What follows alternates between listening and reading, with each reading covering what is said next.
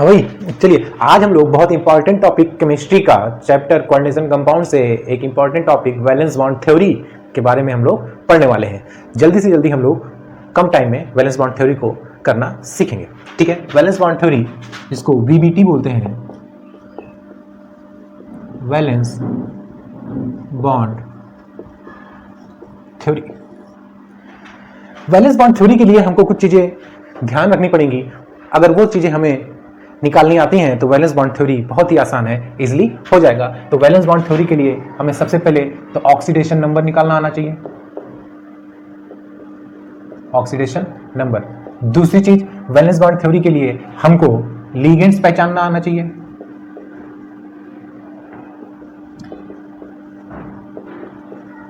हमको रिकॉग्नाइज करना आना चाहिए कि लिगेंड्स कैसा है, स्ट्रॉन्ग फील्ड लिगेंड्स है या फिर वीक फील्ड लिगेंड्स है। और हमको इलेक्ट्रॉनिक कॉन्फ़िगरेशन आना चाहिए। तो वैलेंस बॉन्ड थ्योरी के लिए हमें क्या क्या आना चाहिए, ऑक्सीडेशन नंबर निकालना आना चाहिए, लिगेंड्स पहचानना आना चाहिए कि स्ट्रॉन्ग फील्ड लिगेंड्स है या फिर वीक फील्ड लिगेंड्स है, और इलेक्ट्रॉनिक कॉन्फ़िगरेशन करना आना चाहिए। अब हम बात करें strong field ligands, weak field ligands. तो strong field ligands, weak field ligands में स्ट्रॉन्ग फील्ड लिगेंड जो होता है वो क्या करता है, पेयरिंग करता है, और वीक फील्ड लिगेंड्स में पेयरिंग नहीं होता है। स्ट्रॉन्ग फील्ड लिगेंड्स याद रखने का सिंपल सा एक तरीका है, हमें ढेर सारे लिगेंड्स को नहीं रखना है। स्ट्रॉन्ग फील्ड लिगेंड्स में हमें क्या याद रखना है, हमें सिर्फ इतना याद रखना है, कानपुर। क्या रखना है, कानपुर। कानपुर वाले वैसे भी स्ट्रांग होते हैं। तो कानपुर मतलब का से कार्बन, ना से नाइट्रोजन, और पुर से फास्फोरस। कार्बन, नाइट्रोजन, फास्फोरस अगर लोन पेयर डोनेटिंग एटम्स होंगे किसी भी लिगेंड्स में तो उनको बोला जाएगा स्ट्रांग फील्ड लिगेंड्स। और अगर किसी भी लिगेंड्स में लोन पेयर डोनेटिंग एटम्स होगा सॉक्स, क्या रखना है, सॉक्स, तो ये कहलाएगा वीक फील्ड लिगेंड्स। और यहाँ पे पेयरिंग तो होता है नहीं, यहाँ पे पेयरिंग होता है और यहाँ पे पेयरिंग क्या होगा, नहीं होगा। ये तो है सल्फर, ये है ऑक्सीजन एटम, सल्फर एटम, और हाइड्रोजन की जगह क्या हो सकता है, फ्लोरीन, क्लोरीन, ब्रोमीन और आयोडीन। तो इस तरह strong field ligands, weak field ligands को हम लोग रिकॉग्नाइज कर लेंगे किसी भी कोऑर्डिनेशन कंपाउंड्स में। बहुत जरूरी है क्योंकि अगर इसको हम रिकॉग्नाइज नहीं कर पाएंगे तो आंसर हमारा गलत आएगा। ठीक है, तो अब हम लोग एक एग्जांपल से समझने की कोशिश करते हैं कि कैसे हम लोग पता करेंगे कि कोई भी कोऑर्डिनेशन कंपाउंड जो है उसका हाइब्रिडाइजेशन क्या है, उसका नेचर कैसा है। ठीक है, इनर डी ऑर्बिटल कॉम्प्लेक्स है या फिर आउटर डी ऑर्बिटल कॉम्प्लेक्स है, या फिर उसकी ज्योमेट्री कैसी है। ये सारी चीजें हम लोग फाइंड करते हैं किससे, वैलेंस बॉन्ड थ्योरी से। क्लियर है। तो हम लोग सबसे पहले एक छोटा सा एग्जांपल लेते हैं और उसी से हम लोग क्या करेंगे, फाइंड करेंगे ये सारी चीजें। तो एक एग्जांपल हम छोटा सा लेंगे, CO F6 -3। COF6 -3 एक कोऑर्डिनेशन कंपाउंड्स है। कोऑर्डिनेशन कंपाउंड्स, कोऑर्डिनेशन स्फीयर के अंदर के कंपाउंड्स इसमें है, एटम्स हैं, तो ये कोऑर्डिनेशन कंपाउंड्स कहलाएगा। अब हमें क्या करना है, हमको मालूम है ये क्या है, सेंटर एटम। सेंटर एटम का ही ऑक्सीडेशन नंबर निकाला जाता है। ये क्या है, लिगेंड्स है, फ्लोरीन है, हाइड्रोजन में फ्लोरीन आया, वीक फील्ड है, मतलब लिगेंड्स जो है वो क्या करेगा, पेयरिंग नहीं करेगा। लिगेंड्स कैसा है, वीक फील्ड लिगेंड्स है। ऑक्सीडेशन नंबर निकालना है किसका, सेंटर एटम का, निकाल लें। हमें क्या करना पड़ेगा, CO की जगह पे लिखेंगे X, फिर से हम लिख लें नीचे COF6 -3। CO की जगह पे लिखेंगे हम लोग क्या, X, जिसका निकालना रहता है उसकी जगह पे लिखते हैं X, प्लस फ्लोरीन के 6 एटम्स हैं, लिखेंगे 6, और फ्लोरीन होता है -1 इज इक्वल टू -3 है, तो यहाँ पे लिखेंगे -3। तो x इज इक्वल टू क्या हो जाएगा, इधर है -6, दूसरी तरफ जाएगा क्या हो जाएगा, +6 और -3, तो x की वैल्यू आ जाएगा +3। इसका मतलब इस कोऑर्डिनेशन कंपाउंड में सेंटर एटम कोबाल्ट का ऑक्सीडेशन नंबर है +3। हमको मालूम है कोबाल्ट होता है एटॉमिक नंबर 27, और कोबाल्ट +3 हो गया तो इसका एटॉमिक नंबर कितना हो गया, 24। तो अब हम लोग इसका क्या करेंगे, इलेक्ट्रॉनिक कॉन्फ़िगरेशन करेंगे।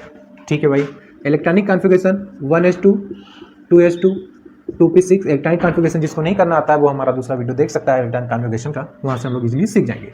1s2 2s2 2p6 3s2 3p 6, 3D, 4s, और इसके बाद भी और आगे आते चले जाएंगे 4p, 4d।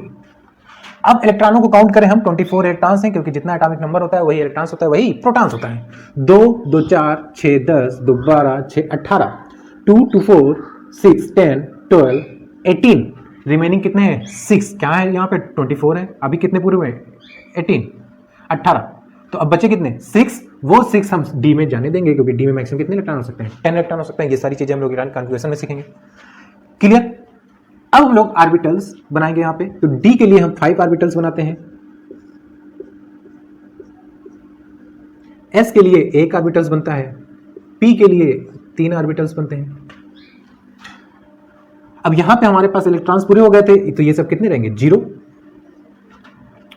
अच्छा, अब यहां पे 6 इलेक्ट्रॉन 1 2 3 4 5 6। जिसको ये सब नहीं आता है वो हम फिर एक बार बोल रहे हैं, इलेक्ट्रॉनिक कॉन्फ़िगरेशन का हमारा दूसरा वीडियो लेक्चर देख लीजिए, वहां पे इलेक्ट्रॉनों की fillings, electronic configuration, Aufbau, Pauli, पिफुंड, हुंस, सारे रूल्स हम लोग क्या करेंगे वहां पे सीखेंगे। तो अब इलेक्ट्रॉनों की फीलिंग्स हो गई। अब हमने पहले ही रिकॉग्नाइज कर लिया था लिगेंड्स कैसा था, वीक फील्ड लिगेंड्स था, मतलब पेयरिंग नहीं होगा, मतलब ये इलेक्ट्रॉन्स जैसे के हैं वैसे ही पड़े रहेंगे, ये इलेक्ट्रॉन्स ऐसे की ऐसे ही पड़े रहेंगे। तो ये 3D के लिए हो गया, ये 4s के लिए, ये 4p के लिए, और अगर 4d के लिए बनाए हैं तो d में 5 ऑर्बिटल्स बनते हैं, 4d के लिए हो गया। क्लियर। अब इलेक्ट्रॉन्स तो है नहीं, तो इन सब में इलेक्ट्रॉन्स तो जाएगा नहीं, तो हम क्या देखेंगे लिगेंड्स को देखेंगे, और लिगेंड्स से यहाँ पे फ्लोरीन एटम कितने हैं 6, तो 1 2 3 4 5 6। तो लिगेंड्स एस में कितना गया 1, तो लिखेंगे एस। पी में कितने 3, तो पी 3, डी में कितने 2, तो डी 2। तो हाइब्रिडाइजेशन क्या हो जाएगा इनका, हाइब्रिडाइजेशन sp3d2। और इनकी ज्योमेट्री की बात करें तो इनका ज्योमेट्री हो जाएगा ऑक्टाहेड्रल। ज्योमेट्री कैसा हो जाएगा इनका ऑक्टाहेड्रल। अगर इनकी नेचर की बात करें हम लोग कि इनका नेचर कैसा होगा, तो देखो यहाँ पे अनपेयर्ड इलेक्ट्रॉन्स हैं, मतलब पैरा मैग्नेटिक। अनपेयर्ड इलेक्ट्रॉन्स का मतलब होता है पैरामैग्नेटिक, अगर सारे इलेक्ट्रॉन्स पेयर्ड होते तो क्या कहलाता वो डायमैग्नेटिक।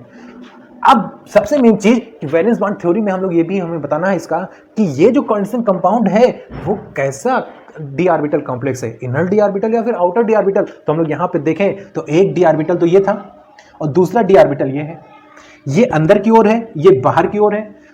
तो लिगेंड्स जो ऑर्बिटल्स को यूज कर रहे हैं वो अंदर वाले को यूज कर रहे हैं, बाहर वाले को यूज कर रहे हैं। अरे भाई बाहर वाले को यूज कर रहे हैं, अंदर वाले को यूज नहीं कर रहे हैं। तो ये कैसा कंपाउंड हो गया आउटर डी ऑर्बिटल कॉम्प्लेक्स। कैसा हो गया आउटर डी ऑर्बिटल कॉम्प्लेक्स। ठीक है, तो हम लोगों ने वैलेंस बॉन्ड थ्योरी से एक एग्जांपल लेके और हमने उसका हाइब्रिड ज्योमेट्री और नेचर और डी ऑर्बिटल कॉम्प्लेक्स को क्या किया फाइंड कर लिया। ठीक है, अभी कैसा था लिगेंड्स, ये वीक फील्ड लिगेंड्स। अब हम लोग क्या करेंगे स्ट्रॉन्ग फील्ड लिगेंड लेके और एक एग्जांपल और करके देख लेते हैं। इतना स्क्रीनशॉट लीजिए।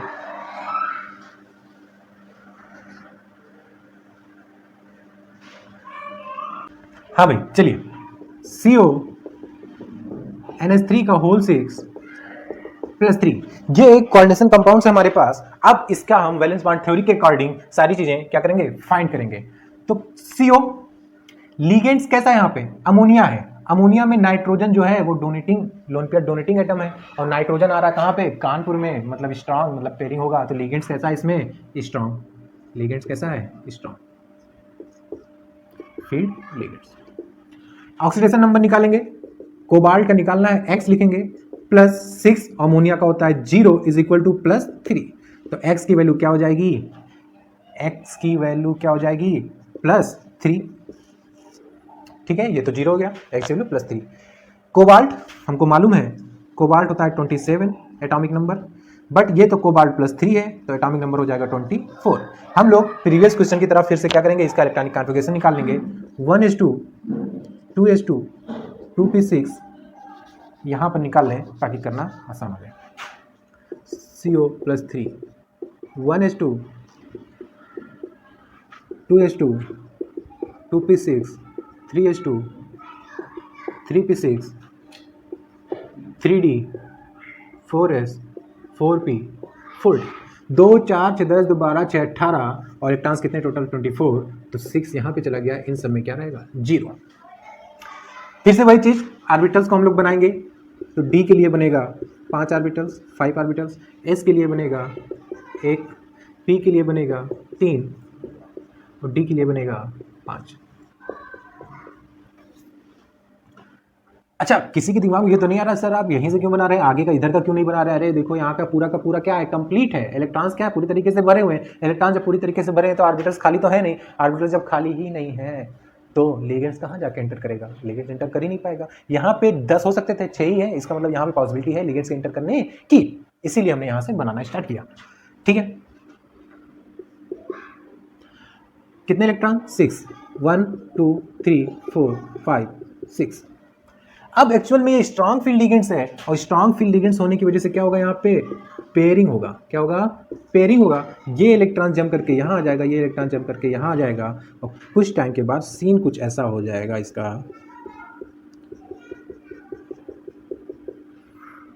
और ये तो ऐसे के ऐसे ही रहेंगे, है ना। तो ये अभी यहाँ पे 2 ऑर्बिटल्स खाली हो गए और इधर के तो ऑर्बिटल्स खाली पहले से ही थे और टोटल नंबर ऑफ लिगेंड्स यहाँ पे हमारे पास 6, तो यहाँ से भरना स्टार्ट करेंगे 1 2 3 4 5 6। इसका मतलब डी कितने 2, एस पी में कितने 3, तो क्या बन गया D2 sp3। अगर ध्यान से देखो तो sp3 D2 ही तो है, मतलब ऑक्टाहेड्रल। नेचर कैसा हो जाएगा इनका, नेचर देखो पेयर में है इस बार इलेक्ट्रॉन, पेयर नहीं है मतलब डाया मैग्नेटिक। नेचर कैसा हो गया, डाया मैग्नेटिक। और अगर हम बात करें, ये तो हो गया हाइब्रिडाइजेशन, ये हो गया इसका ज्योमेट्री, ये हो गया इसका नेचर, और बात करिए इनर डी कॉम्प्लेक्स या आउटर डी कॉम्प्लेक्स, तो इस बार देखो डी ऑर्बिटल जो यूज हुआ है वो अंदर साइड का यूज हुआ है, बाहर वाले से तो मतलब ही नहीं रहा इस बार। क्यों नहीं रहा, क्योंकि हमारे पास 6 लिगेंड्स थे, 6 लिगेंड्स फिल हो गए यहीं तक, इसकी जरूरत ही नहीं पड़ी। तो इसका मतलब कैसा ऑर्बिटल डी ऑर्बिटल कॉम्प्लेक्स है, inner D orbital complex. Okay, तो हमने कोशिश किया कम से कम टाइम में बहुत ही आसान तरीके से वैलेंस बॉन्ड थ्योरी को समझाने का। आई होप आप लोगों को समझ में आया होगा। Thank you.